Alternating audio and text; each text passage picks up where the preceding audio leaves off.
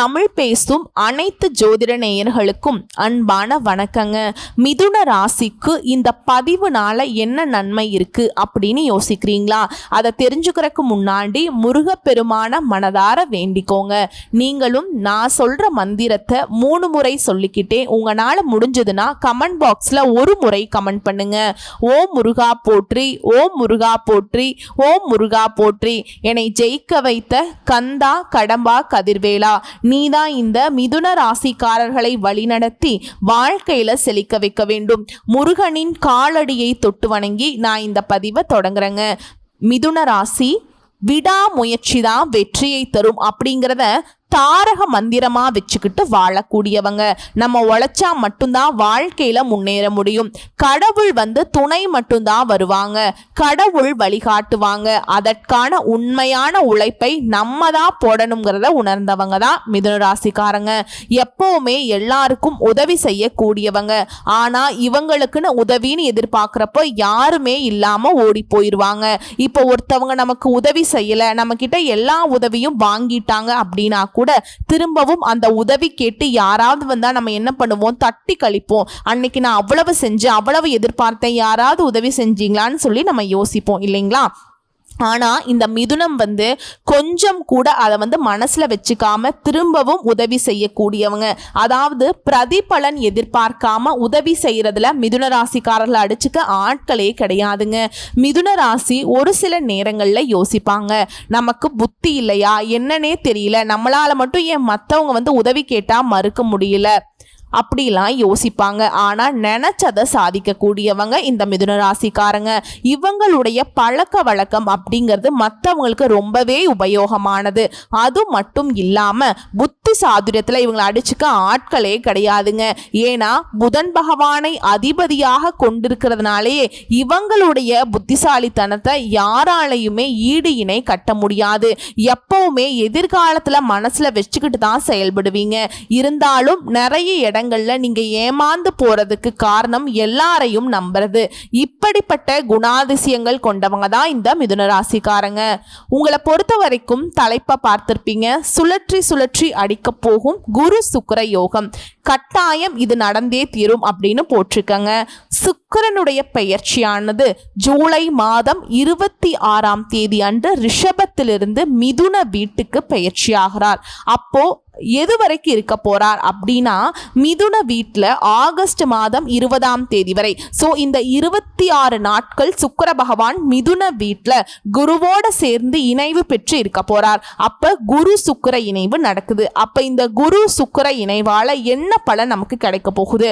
அதுல சுக்கிர பகவான் பார்த்தீங்கன்னா 26/7/2025 31/7/2025 வரைக்கும் மிருக சீரிஷ நட்சத்திரத்தில் செவ்வாயினுடைய நட்சத்திரத்தில் பிரயாணம் பண்றார். அதற்கப்புறம் பார்த்தீங்கன்னா 1/8 அதாவது ஆகஸ்ட் மாதம் 1ஆம் தேதியிலிருந்து 11ஆம் தேதி வரை திருவாதிரை நட்சத்திரம் அதாவது ராகுவினுடைய நட்சத்திரத்தில் பிரயாணம் பண்றாருங்க. 12/8/2025 20/8/2025 வரைக்கும் பார்த்தீங்கன்னா குருவினுடைய நட்சத்திர சாரத்துல பிரயாணம் பண்றார். ஸோ இந்த காலகட்டத்தில் இந்த சுக்கிர பெயர்ச்சியால என்ன பலன் நமக்கு கிடைக்க போகுது, என்ன மாற்றங்கள் கிடைக்க போகுது, எந்த தெய்வத்தை வழிபாடு செய்யணும் நமக்கு சிறப்பா இருக்கும் அப்படிங்கிறத பத்தி இந்த பதிவுல நம்ம தெளிவா பார்க்கலாங்க. அதுக்கு முன்னாடி நம்ம சேனலை சப்ஸ்கிரைப் பண்ணாதவங்க சப்ஸ்கிரைப் பண்ணிக்கோங்க. ஓகேங்களா?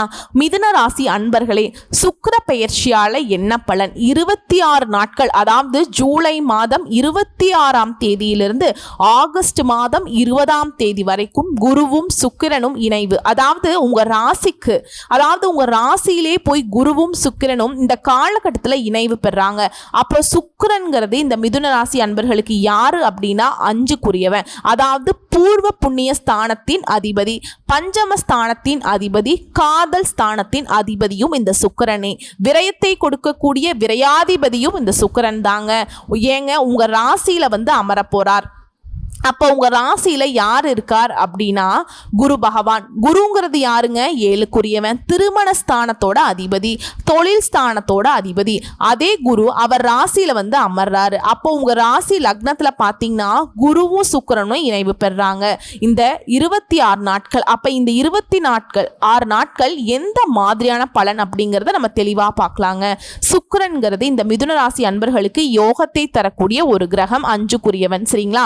யோகத்தை தரக்கூடியவன் உங்க ராசியிலேயே போய் அமர்ந்திருக்கிறார். அப்ப குருங்கிறது நல்லது. அதாவது குருவும் சுக்கிரனும் இணைங்கிறது இந்த இருவரும் பணத்தை கொடுக்கக்கூடியவங்க, தனத்தை கொடுக்கக்கூடியவங்க. உங்க ராசியில உங்க தலைமையிலேயே உட்கார்ந்துருக்காங்க.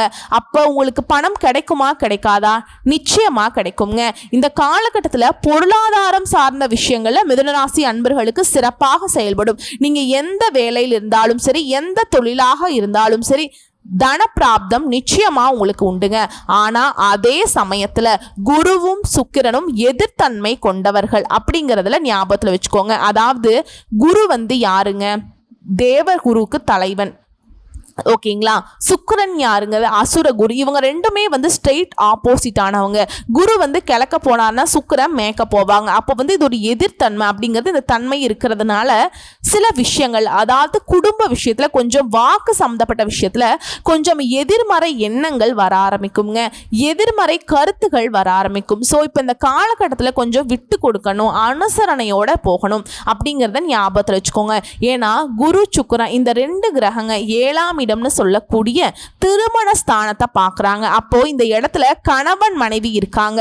அப்போ கணவன் கிழக்க போனார்னா மனைவி மேற்க போவாங்கன்னு அர்த்தம். அப்போ அப்படின்னா என்ன அர்த்தம்னா எதிர்த்தன்மை, எதிர்கருத்துகள் வரும், கருத்து மோதல்கள் வராம பார்த்துக்கிறது தான் இந்த மிதுனத்திற்கு சிறப்புங்க. பணம் சார்ந்த விஷயங்கள், பொருளாதாரத்தில் சிறப்பு. ஏன்னா குருங்கிறது 10க்குரியவன் அல்லவா, தொழில் ஸ்தானத்தோட அதிபதி அல்லவா. அப்போ இந்த 10ஆம் அதிபதியும் 5ஆம் அதிபதியும் இணைவு பெறாங்க. அப்ப நல்ல வாய்ப்புகள் உங்களுக்கு தேடி வரும். தொழில் விஷயத்துல புதிய ஒப்பந்தங்கள் கிடைக்கக்கூடிய அமைப்பு, பெரிய மனிதர்களுடைய தொடர்புகளை ஏற்படுத்தும். குருமார்களுடைய ஆலோசனைகள், ஆசீர்வாதங்கள் நிச்சயமா உங்களுக்கு இந்த காலகட்டத்தில் கிடைக்கும். அந்த குரு அப்படிங்கிறது யாருங்க? கடவுள். கடவுளுடைய அனுகிரகங்கள். 5ஆம் இடம் என்பது குலதெய்வம். குலதெய்வத்தினுடைய ஆசீர்வாதம் இந்த காலகட்டத்தில் மிதுனத்திற்கு சிறப்பு தரும். அதுல எந்தவித மாற்று கருத்துமே கிடையாதுங்க. குழந்தை பாக்கியம் சம்பந்தப்பட்ட விஷயத்துல அனுகூலத்தை தருமா அப்படின்னா 5ஆம் அதிபதியும் குழந்தை கிரகமும் சேர்ந்து உட்கார்ந்து இருக்கிறது. அப்ப நிச்சயமா குழந்தை பாக்கியம் கிடைப்பதற்கான அத்தனை அம்சங்களையும் உங்களுக்கு உருவாக்கும் அப்படின்னு தான் பார்க்கப்படுது. குழந்தை பாக்கியத்துல எந்த தடையும் இல்லைங்க உங்களுக்கு. அதாவது உங்களுக்கு ஒரு குழந்தை பாக்கியம் கிடைத்தே தீரும். நிறைய பேர் சொல்லுவீங்க, நான் வந்து டெய்லியும் கோயிலுக்கு போற சாமி, 4 வருஷம் ஆச்சு எங்களுக்கு கல்யாணம் ஆகி, குழந்தை பாக்கியமே இல்லை, எல்லாரும் பேசுறாங்க, நாங்க போகாத கோவில் இல்லை, பண்ணாத வழிபாடு இல்லை, பண்ணாத ட்ரீட்மெண்ட் இல்லை, ஆனா எங்களுக்கு குழந்தை பாக்கியமே கிடைக்கல அப்படின்னு சொல்ற அன்பர்களுக்கு நிச்சயமா இந்த காலகட்டத்தில் குழந்தை பாக்கியம் அப்படிங்கிறது கட்டாயமா கிடைக்கும். குழந்தையினுடைய தன்மைகள், குழந்தைக்காக செலவு செய்வது, குழந்தைகளுக்காக திருமணம் செய்வது, குழந்தைகளுடைய படிப்புக்காக செலவு செய்வது, குழந்தைகள் வெளிநாட்டுக்கு சென்று வருவது, உயர்கல்வி படிப்பது, ஆசிரியர் சார்ந்த விஷயத்தில் இருப்பது, போதனைகளை செய்வது, மற்றவர்களுக்கு சொல்லிக் கொடுத்தல், போதனை செய்வது, சட்டம், நிதி, நீதித்துறை, இந்த மாதிரி விஷயங்கள் இருக்கக்கூடிய குழந்தைகள், இது எல்லாமே சிறப்பு பெறக்கூடிய ஒரு காலகட்டமா மிதுனத்துக்கு அமையுங்க. குறிப்பா நம்ம சொல்லணும் அப்படின்னா 12ஆம் அதிபதி சுக்கிரன். அப்ப 12ஆம் அதிபதியோட இந்த குரு சேர்ந்து இருக்கு, உங்க ராசியில இருக்கு. அப்போ வெளிநாட்டுக்கு செல்லணும், வெளி ஊருக்கு போகணும் அப்படிங்கிற எண்ணங்களை கொடுக்கும். 12ஆம் இடம் என்பதுல நகர்தலை குறிக்கக்கூடிய தன்மை, அப்ப செலவுகளை குறிக்கக்கூடிய தன்மை. அப்ப உங்களுடைய ஆசைகளை பூர்த்தி கொள்வதற்கு ஒரு காலகட்டமா இருக்கும்.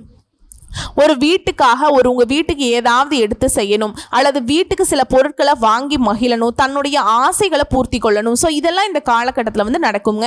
சுக்கிரன்கிறது யாருங்க? அழகு, கலைத்துறை. 5ஆம் இடம் என்பது கலைத்துறையை குறிக்கக்கூடிய இடம். ஸோ கலைத்துறையில் உங்களுக்கு என்ட்ரி ஆகக்கூடிய வாய்ப்புகள் தேடி வரும். இந்த மிதுன ராசி அன்பர்கள் யாரெல்லாம் சின்ன திரை போகணும், பெரிய திரை போகணும், ஒரு டிவியில் போகணும், இல்லை ஒரு தொலைக்காட்சி சம்பந்தப்பட்ட விஷயத்தில் ஈடுபடுத்தி கொள்ளணும், இல்லை நடிகர் நடிகைகளாக மாறணும், அப்படி அலங்கார பிரியர்களாக இருக்கணும், அழகு சார்ந்த விஷயத்துல பியூட்டிஷியன், இந்த மாதிரி துறைகள் எல்லாம் வந்து தன்னை ஈடுபடுத்தி கொள்ளணும் அப்படிங்கிற ஒரு ஆசைகள் வந்து இருந்திருக்கும் இவ்வளோ நாளாக. கட்டாயமாக இந்த காலகட்டத்தில் இந்த விஷயங்கள்லாம் சிறப்பு பெறுங்க.